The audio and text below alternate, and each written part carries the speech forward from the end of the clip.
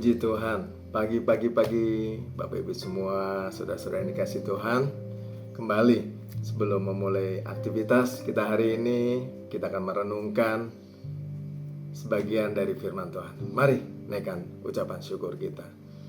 Bapa yang baik, Bapa dalam surga, mengucap syukur pagi ini Tuhan, buat hidup kami, buat nafas hidup kami yang Tuhan beri, buat perlindungan-Mu sepanjang malam dalam kehidupan kami. Dan pagi ini Tuhan, kami mensyukuri hidup kami. Sebentar Tuhan, sebelum kami beraktivitas memulai hari ini, kami mau dengar sebagian dari firman Tuhan yang Tuhan mau berikan dalam kehidupan kami pagi hari ini. Urapi kami semua, untuk kami memahami, untuk kami mengerti akan rencana-rencana Tuhan dalam kehidupan kami, juga tanggung jawab yang Tuhan berikan buat kami. Mengucap syukur, kami akan sambut firman-Mu dalam nama Tuhan Yesus. Haleluya. Amin. Puji Tuhan. Bapak semua, tema renungan kita hari ini berjudul Pesan Kabar Baik. Ya. Saya percaya bahwa setiap dari kita sepanjang umur hidup kita, ya, sering mendengar kabar baik. Ya, misalnya kabar baik ketika anak kita diterima di perguruan tinggi yang sesuai dengan keinginan dan harapan kita. Kabar baik ketika mendengar berita tentang kelahiran mungkin dari keluarga kita, ya.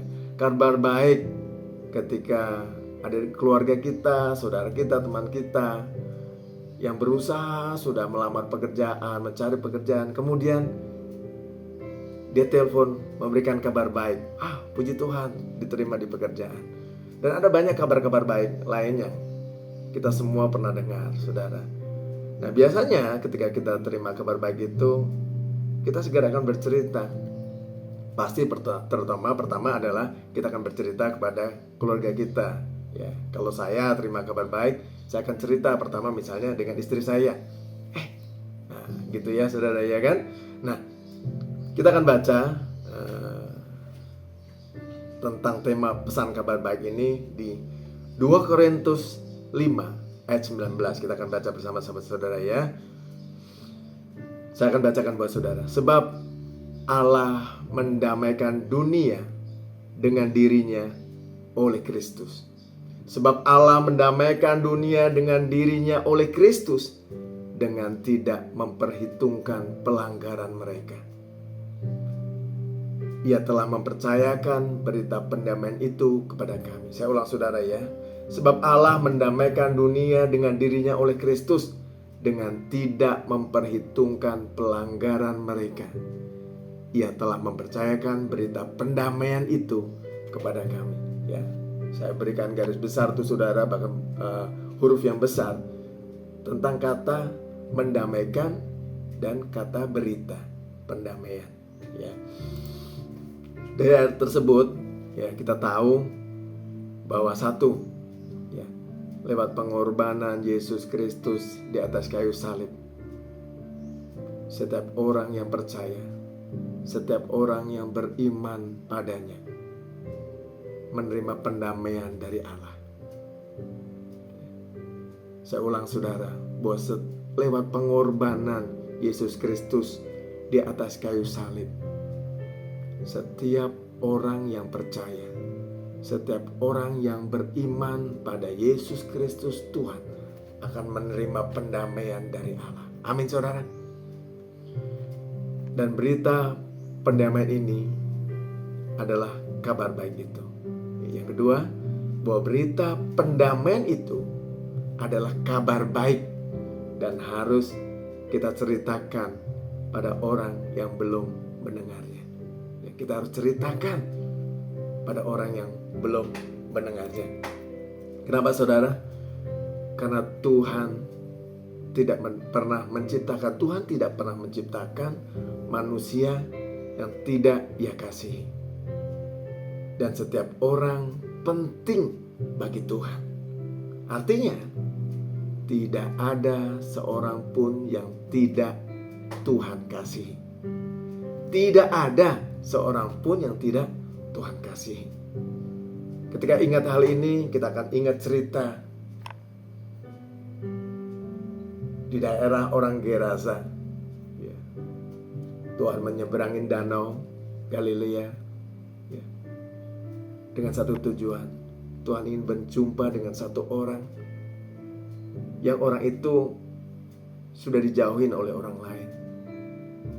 Saudara pasti ingat, Bapak Ibu semua pasti tahu cerita ini, ya. Bagaimana Tuhan menghampiri, Tuhan mendatangin seorang yang kerasukan setan. Orang itu tinggal di kuburan, orang itu dirantai, bahkan rantainya bisa dilepaskan, dan tidak ada seorang pun yang berani mendekati orang ini. Tetapi Tuhan datang padanya. Meskipun dalam proses ketika Tuhan mendekati, ketika Tuhan akan mendatangi orang itu, ya, dalam danau ada badai, ya. Ketika Tuhan ada di perahu, Tuhan tertidur, ya, badai datang. Tapi Tuhan hampiri orang itu. Orang yang tidak ada seorang pun yang mau mendekat. Orang sudah menjauh, orang yang sudah dijauhin orang lain, tinggal dalam kuburan. Tuhan hampiri dia. Karena tidak ada seorang pun yang tidak Tuhan kasih. Amin, saudara. Tuhan mengasihi saudara semua. Apapun keadaan kita, apapun latar belakang kita, Tuhan mengasihi. Kita akan baca di 2 Petrus 3 ayat 9. 2 Petrus 3 ayat 9. Saya bacakan buat saudara. Tuhan tidak lalai menepati janjinya, sekalipun ada orang yang menganggapnya sebagai kelalaian, tetapi ia sabar terhadap kamu. Poinnya, karena Tuhan menghendaki supaya jangan ada yang binasa, melainkan semua orang berbalik dan bertobat. Supaya jangan ada yang binasa, melainkan supaya semua orang berbalik dan bertobat. Jadi dari mana kita akan memulai bercerita tentang kabar baik ini, kabar pendamaian dari Tuhan? Dari mana kita akan bercerita memulainya? Kita akan memulai dari lingkungan terdekat kita. Siapa saudara? Itulah keluarga kita. Siapa saja yang belum menerima kabar baik?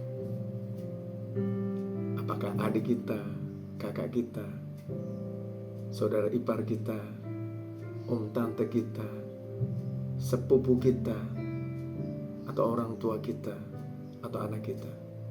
Ada banyak dari keluarga kita yang belum mendengar kabar baik ini. Kita akan berdoa terus menerus untuk mereka. Setiap hari, setiap kita merendahkan diri di hadapan Tuhan, kita akan sebut nama-nama mereka. Tuhan, selamatkan mereka. Tuhan, jangkau hati mereka. Tuhan, ketuk hati mereka.